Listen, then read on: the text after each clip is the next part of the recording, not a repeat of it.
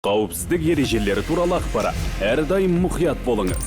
Қоғамдық орындарда, көшеде, көлікте, аулада, кіреберісте, баспалдақта, пәтерде күдікті зат байқасаңыз, онда оның иесін анықтауға тырысыңыз. Көршілерді, жақын маңдағы адамдарды сұрастырыңыз. Ал оның иесі табылмаған жағдайда, бұл туралы құқық қорғау органдарына хабар беріңіз. Қауіп төндіретін бөтен заттардың белгілері мен сипаты. Оралған қаптама, белгісіз қорап, бөтен сөмке мен портфель, тартылған сымдар мен баулар, сағат механизмінің дыбысы, төмен жиілік дыбыстар.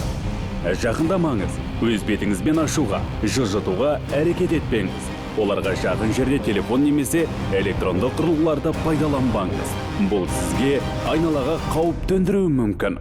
Егер жарылыс қаупі туындап, эвакуация жасалған жағдайда сабыр сақтаңыз. Ауа райына сай киінуді, құжаттарыңызды, құнды заттарыңызды алып шығуды және үйдегі коммуналдық құрылғыларды өшіруді ұмытпаңыз.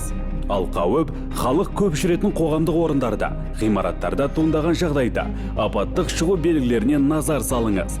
Қарттарға, мүгедектерге көмек беріңіз. Және аталған нысандарға тек жауапты тұлғалардың рұқсатынан кейін ғана оралуға болады. Қатерді алдын алуда сіздің мұқияттылығыңыз маңызды.